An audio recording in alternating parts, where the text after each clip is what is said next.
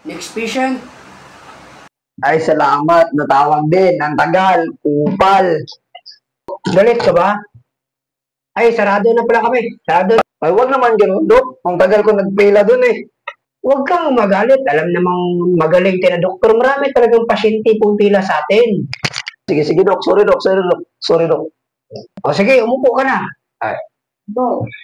Ano ang naramdaman mo? Ay, pinaubo po ako, Dok. Tapos, ang sakit ng ano ko dito sa kalalamunan. Kasi, Anong pangalan mo? Jerome po, Dok. Ano bang naramdaman mo ngayon? Ano po, Dok? Masakit po yung lalamunan ko, Dok. Tsaka, inubo po ako. Delikado yan. Check upin muna kita. Teka, Dok. Ano yan, Dok? Ano yan, Dok? Ano to?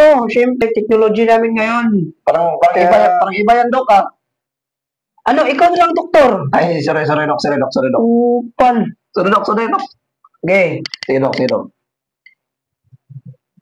Huminga ka na malalim. Okay. Ubo. Bakit, Dok? Ano ba sakit ko, Dok?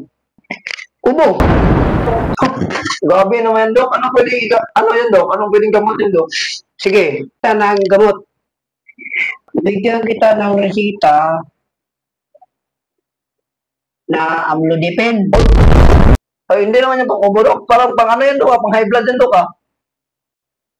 Ganon talaga kasi pag inuubo ka, tataas BP mo noon.